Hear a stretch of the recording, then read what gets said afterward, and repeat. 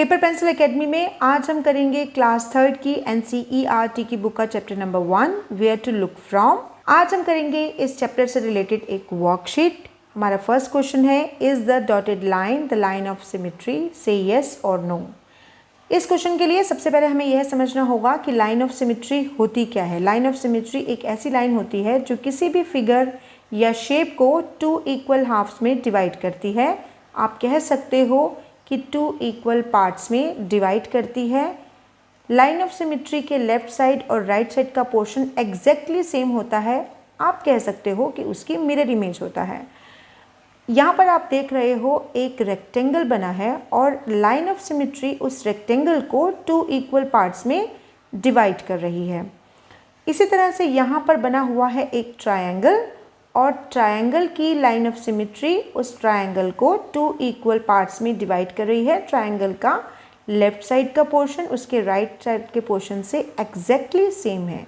उसी तरह से इस हार्ट शेप का लाइन ऑफ सिमेट्री भी उसको 2 इक्वल पार्ट्स में डिवाइड कर रही है, उसकी मिरर इमेज दे रही है।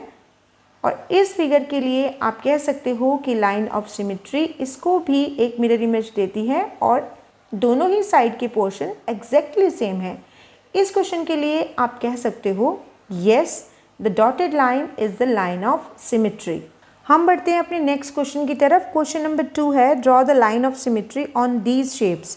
यहाँ पर शेप्स दी हुई हैं और आपको इन दी हुई शेप्स में लाइन ऑफ सिमेट्री डालनी है। इन शेप्स में लाइन ऑफ सिमेट्री आपको इस तरह से डालनी है जो इन शेप्स को 2 इक्वल हाफ्स में या 2 इक्वल पार्ट्स में डिवाइड कर दे। तो फर्स्ट शेप के लिए लाइन ऑफ सिमेट्री कुछ इस तरह से डलेगी जो कि इसको 2 इक्वल पार्ट्स में डिवाइड करेगी। आपको ध्यान इस बात का रखना है कि लेफ़्ट साइड का पोर्शन राइट साइड के पोर्शन से एग्जैक्टली सेम होना चाहिए या उसकी मिरर इमेज होना चाहिए। यहाँ पर जो फिगर बनी है उसमें टॉप लाइन को हम बॉटम लाइन से ज्वाइन करेंगे। टॉप लाइन का सेंटर लेंगे और फिर हम एक लाइन ऑफ सिमेट्री खींचते हुए उसको बॉटम लाइन से ज्वाइन कर देंगे। तो इस तरह से आप देखोगे कि लेफ़्ट साइड और राइट साइड का पोर्शन एग्जैक्टली सेम होगा।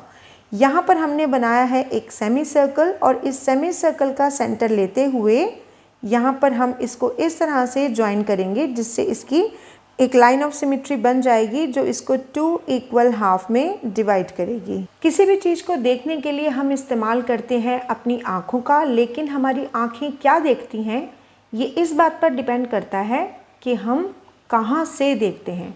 फॉर एग्ज़ाम्पल, अगर हम किसी चीज़ को सामने से देखेंगे तो हमें उसका फ्रंट व्यू नज़र आएगा। अगर हम किसी चीज़ को ऊपर से देखेंगे तो हम उसका टॉप व्यू देख पाएंगे। अगर हम किसी चीज़ को साइड से देखेंगे तो हम उसके साइड व्यू को देखेंगे और अगर हम किसी चीज़ को बैक से देखेंगे तो हम उसके बैक व्यू को देख पाएंगे। तो यहाँ पर हमें कुछ पिक्चर्स बनी हुई हैं, हमें बताना है कि इन पिक्चर्स में कौन सा व्यू बताया गया है। तो यहाँ पर आप देख रहे हो कि एक ट्री बना है जो कि हमें बता रहा है कि इस ट्री का ये कौन सा व्यू है, फ्रंट व्यू। तो यहाँ पर आपको लिखना है फ्रंट व्यू। इसी पिक्चर से रिलेटेड ये फिगर है। यहाँ पर आप देखोगे कि ट्री को ऊपर से देखा गया है। अगर इस ट्री को ऊपर से देखा जाएगा यानी कि टॉप से देखा जाएगा तो कुछ इस तरह से नज़र आएगा। तो ये हो गया इस ट्री का टॉप व्यू।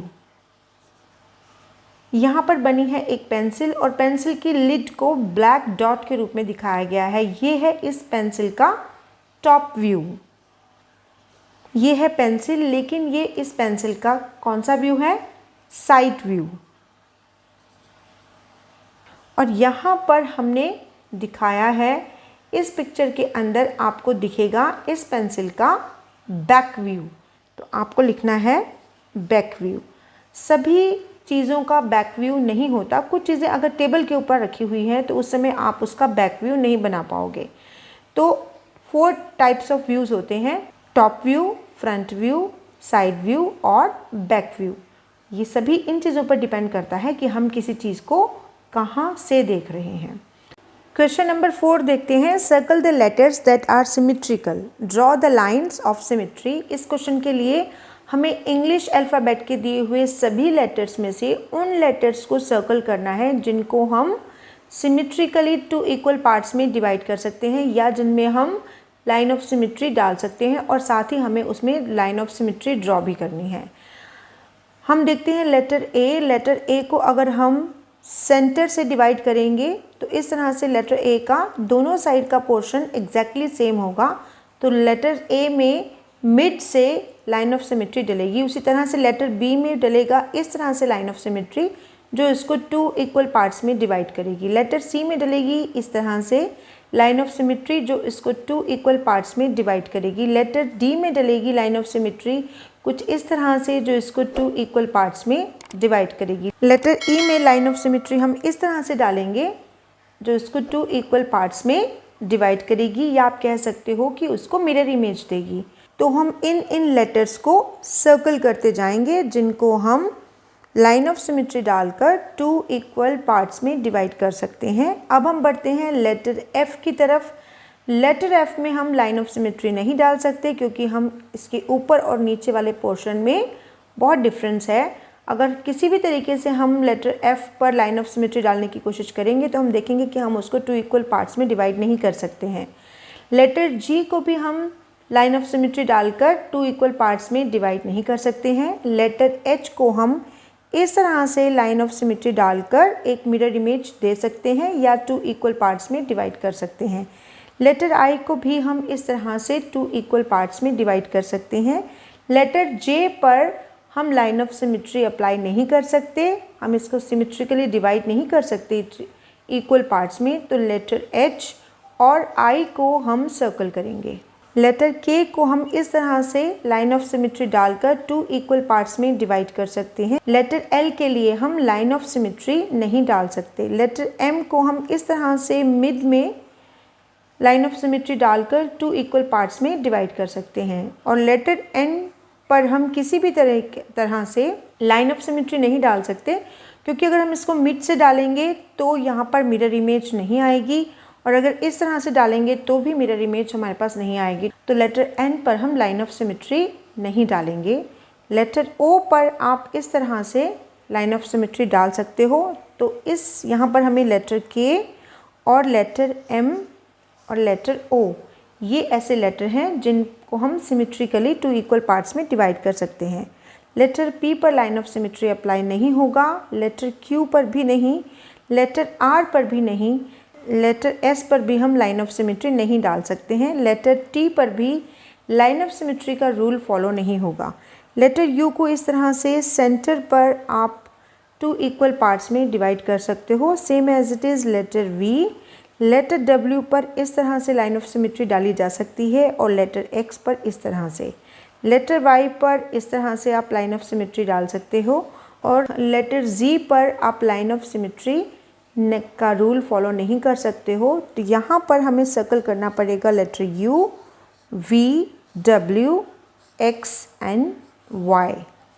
लेटर जी को हम लाइन ऑफ सिमेट्री के अकॉर्डिंग 2 इक्वल पार्ट्स में डिवाइड नहीं कर सकते। हम बढ़ते हैं अपने नेक्स्ट क्वेश्चन नंबर 5 की तरफ। क्वेश्चन नंबर 5 के लिए है these patterns repeat, draw the next one. अब इस चैप्टर में हमें कुछ पैटर्न्स भी बताए हुए हैं।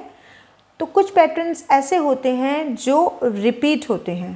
तो यहाँ पर हमने देखा कि सर्कल है, फिर स्क्वायर, फिर सर्कल, फिर स्क्वायर। तो यहाँ पर नेक्स्ट पैटर्न जो बनेगा वो सर्कल बनेगा, उसके बाद बनेगा स्क्वायर।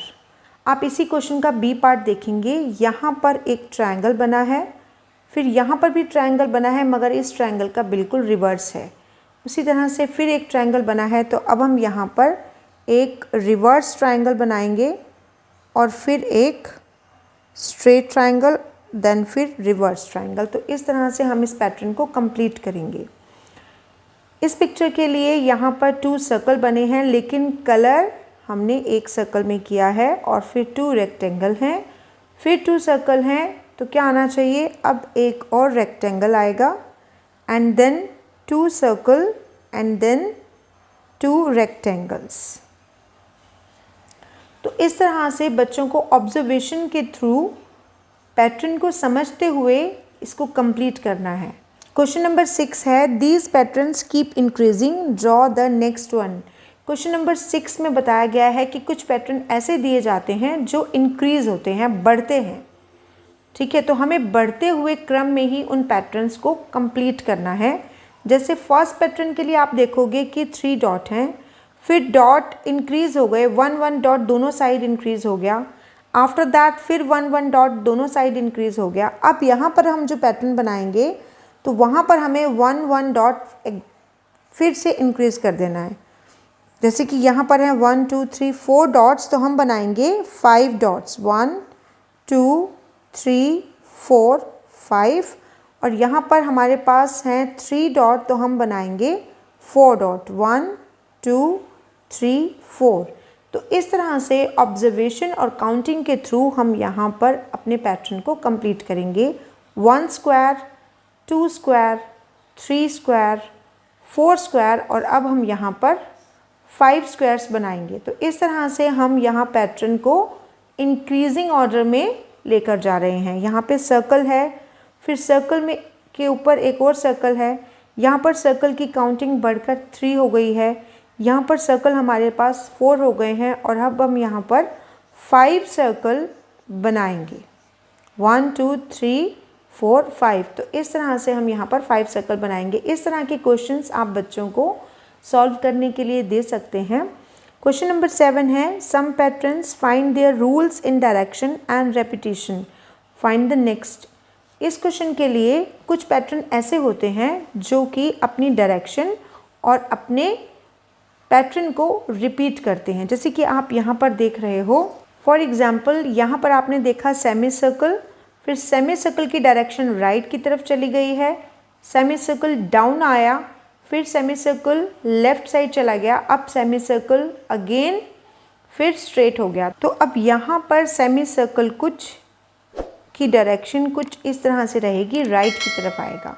ठीक है, तो बच्चों को यहाँ पर क्या ऑब्जर्व करना है, डायरेक्शन और रिपीटिशन क्या आएगा, अब रिपीट क्या होगा, किस तरह से एक फिगर अपनी डायरेक्शन को चेंज कर रही है, उन डायरेक्शंस का ध्यान रखकर बच्चों को यहाँ पर नेक्स्ट फिगर ड्रॉ करनी है। इसी क्वेश्चन का नेक्स्ट बी पार्ट है। यहाँ पे आप एक एरो देख रहे हो, एरो स्ट्रेट है, फिर एरो का टर्न हो जाता है राइट साइड, फिर एरो है डाउन, और फिर एरो है लेफ्ट साइड, और फिर स्ट्रेट है। तो यहाँ पर अब जो एरो बनेगा वो कुछ इस तरह से राइट साइड की तरफ डायरेक्शन लिए हुए बनेगा।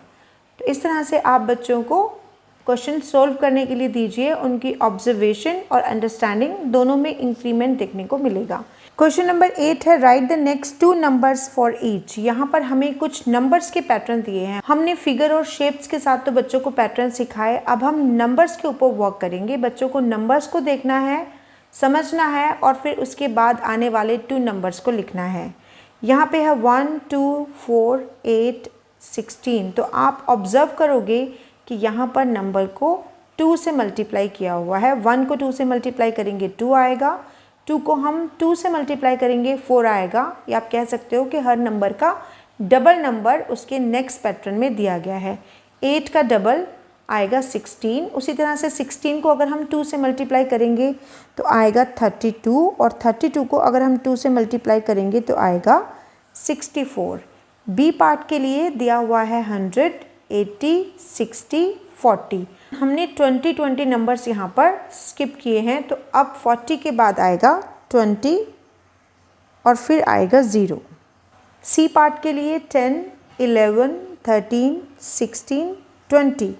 तो आप देखोगे कि 10, 11, 12 को हमने स्किप किया, 13 के बाद हमने 14 और 15 स्किप किए, 16।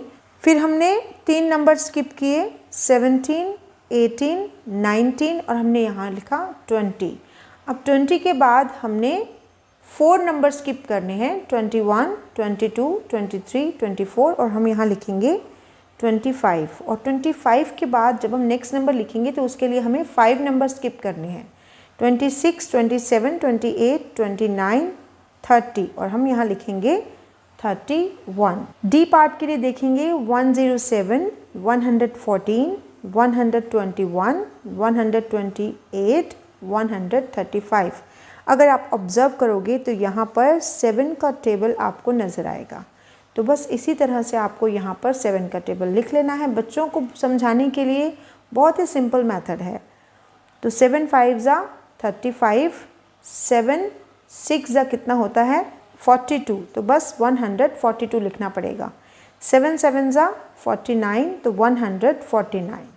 तो इस तरह से 7 के टेबल में हमने 100 ऐड करके यहाँ पर लिख दिया है। हम अपने ई पार्ट की तरफ बढ़ते हैं। 1 1 2 3 5 8 13।